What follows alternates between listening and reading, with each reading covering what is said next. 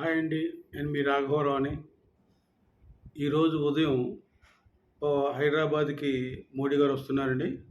ఆయన హైదరాబాద్ వచ్చి meeting attend అయిన తర్వాత వారు పవన్ కళ్యాణ్ గారిని కలవడానికి వస్తారండి. వారి ఇంటికి వచ్చి స్వయంగా మోడీ గారు పవన్ కళ్యాణ్ గారి ఆరోగ్య పరిస్థితి గురించి తెలుసుకొని వారిని పలకరించడానికి వస్తున్నారు. ఇది నిజంగా చాలా గొప్ప విషయం అండి. సాక్షాత్తు మూడోసారి ప్రధానమంత్రిగా ఎన్నికైన మోడీ గారు పవన్ కళ్యాణ్ గారి ఇంటికి రావడం అనేది చాలా గొప్ప విషయం అండి. ఆయన అర అంటారు కదా, ఔరా ఒక ఎర్ర అలాంటిది. ఆయన ఒక ఖ్యాతి అంత గొప్పది. కొంతమంది ఈ మధ్యన విజయ్ గెలిచేసరికి పవన్ కళ్యాణ్ గారిని తక్కువ చేసి మాట్లాడుతున్నారండి. ఒక్కొక్క ఏదో ట్విట్టర్ కావచ్చు, ఫేస్బుక్ కావచ్చు, ఇన్స్టాగ్రామ్ కావచ్చు, WhatsApp what ever it may be, everywhere ఈ యొక్క పిత్త పరుగులేసిన వాళ్ళు, పేటీఎం బ్యాచ్, అడుక్కు తినే వెధవలు, సన్నాసులు, ఎందుకు పనికిరాని దౌర్భాగ్యులు, వీళ్ళందరూ కలిసి పవన్ కళ్యాణ్ గారిని ఎగతాళి చేస్తున్నారండి. ఇప్పుడు తెలుసుకోండిరా, సాక్షాత్ ప్రధానమంత్రి గారే వస్తున్నారు డిప్యూటీ ముఖ్యమంత్రి పవన్ కళ్యాణ్ గారి ఇంటికి. అది ఆయన రేంజి, అది ఆయన గొప్పతనం, అది ఆయన ఖ్యాతి. ఒకడు పెడతాడు, విజయ్ డ్రైవర్కి కొడుకు ఇచ్చాడు మన అసెంబ్లీ సీట్, అతను గెలిచాడు. ఆ డ్రైవర్ అరా కూడా పనికిరాడు పవన్ కళ్యాణ్. అసలు విజయ్కి పవన్ కళ్యాణ్ పోలికేంట్రా? విజయ్ పరిగెడుతున్నాడు పోస్ట్ కోసం, పదవి కోసం విజయ్ పరిగెడుతున్నాడు. నాకు ముఖ్యమంత్రి కావాలో అని గవర్నర్ చుట్టూ తిరుగుతున్నాడు. పవన్ కళ్యాణ్ వాళ్ళకి తిరగరు. తన 108 మంది సభ్యులు పెట్టుకొని గవర్నర్ పిలుపు కోసం ఎదురు చూస్తాడు.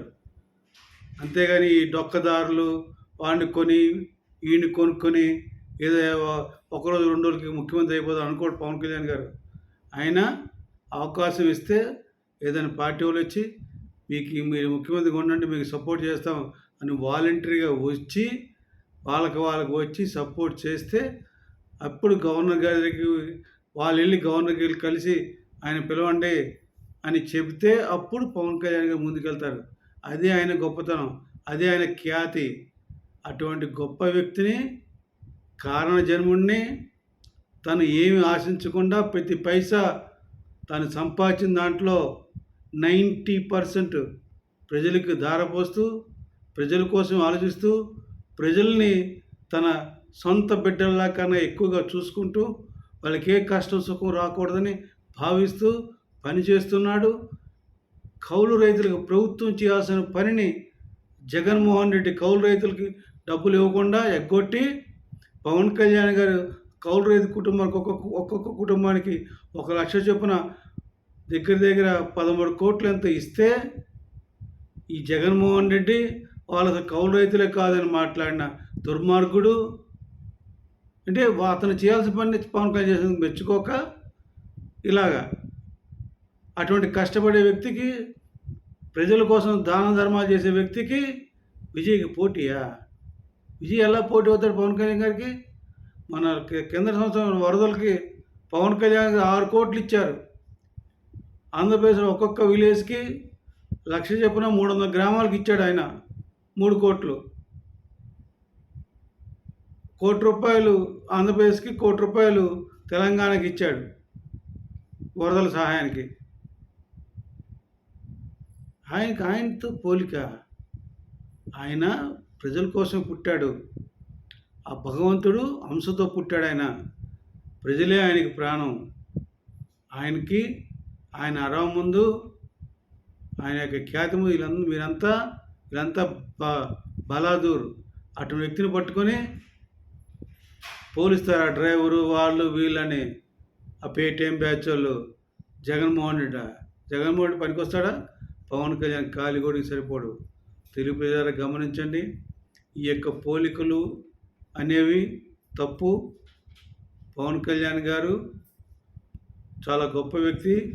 ఏమి ఆశించకుండా, ఏమి తగ్గి ప్రజల కోసం మాటలు పడుతూ, మాటలంటే ఏం లేదండి, మోస్తున్నాడు చంద్రబాబు నాయుడిని. ఆయన మోయడానికే పార్టీ పెట్టాడు. ఆయనకేం కష్టం వస్తే పవన్ కళ్యాణ్ వస్తాడు. ఇట్లా ఇయన్నీ అవసరమా అంటే అవసరం లేదు. కాకపోతే రాష్ట్ర ప్రజలు బాగుండాలి, రాష్ట్ర ప్రజలకి మంచి జరగాలి, రాష్ట్రం అభివృద్ధి చెందాలి, మన రాష్ట్రం చాలా వెనకబడిపోయింది అన్నీ కష్టపడి మాటలు పడుతూ తగ్గి ప్రజల కోసం ఉన్నాడు. అటువంటి వ్యక్తి విజయ్‌కి పోలిక. చాలా తప్పండి అది. ఎందుకు చెప్తున్నా ఇంత కష్టపడి నేను, చాలామంది కామెంట్ చేస్తున్నాడు పవన్ కళ్యాణ్ గారు తక్కువ చేస్తూ, హీనంగా పోస్టులు పెడుతున్నారు. వాళ్ళందరికీ ఇదే నా సమాధానం. ప్రధానమంత్రి గారు వచ్చి పలకరిస్తున్నారంటే ఆయన ఎంత గొప్పవాడో ప్రజలకి, దేశ ప్రజలకి, ప్రపంచ ప్రజలకి తెలుసుకుంటారండి. రేపు ఈరోజు ఉదయం రాగానే పవన్ కళ్యాణ్ కలవగానే ఆ యొక్క పేపర్ల కవరేజ్ కావచ్చు, వీడియోల కవరేజ్, మన ఆంధ్రప్రదేశ్ పేపర్లు రాయలేండి సన్నాసులు వాళ్ళు. నేషనల్ పేపర్స్, ఇంటర్నేషనల్ పేపర్స్ రాసి పవన్ కళ్యాణ్ గారి ఖ్యాతిని పెంచుతూ, ఆయన ఖ్యాతి ఎప్పుడో ఉంది. కాకపోతే ఒక చిన్న బిడ్డలాగా, తమ్ముళ్ళలాగా మోడీ గారు వచ్చి పలకరించడం అనేది చాలా గొప్ప విషయంగా నేను భావిస్తున్నాను. ఈ సందర్భంలో చిరంజీవి గారు కూడా ఆ పవన్ కళ్యాణ్ ఇంట్లో ఉండి ఆయన కలవడం జరుగుతుంది. ఎందుకంటే చిరంజీవి గారన్నా కూడా మోడీ గారికి చాలా ఇష్టం. ఎందుకంటే చాలా సందర్భాల్లో ఆయన చూసాము మనం దగ్గరుండి. కిషన్ రెడ్డి గారి ఇంట్లో కావచ్చు, లేదా అల్లూరి సీతారామరాజు విగ్రహావిష్కరణకి భీమవరంలో కావచ్చు, మోడీ గారు పిలిపించుకున్నారు చిరంజీవి గారిని కావాలని. అలాగే చిరంజీవి గారిని కిషన్ రెడ్డి గారు పిలిచారు. కిషన్ రెడ్డి గారి ఇంట్లో సంక్రాంతి సంబరాలకి ఆయన పాల్గొన్నారు. ఇదంతా చాలా మోడీ గారికి, పవన్ కళ్యాణ్ గారికి, చిరంజీవి గారికి ఉన్న అనుబంధం అది. అది ఎందుకు చెప్తున్నా అంటే ఆయన అంత గొప్ప వ్యక్తి అని మీకు తెలియజేస్తున్నాను. తెలుగు గమనించండి. ఇటువంటి గొప్ప వ్యక్తులకి మనం ఎప్పుడు కూడా సెల్యూట్ చేస్తూ, వారికి అవకాశాలు కల్పిస్తూ, వారిని ముందుకు నడిపించి, వారు ఎటువైపు వెళ్తే మనం కూడా అటువైపు వెళ్తూ ఉండాలని కోరుకుంటూ సెలవు తీసుకున్నాను. జై జనసేన, జై హింద్.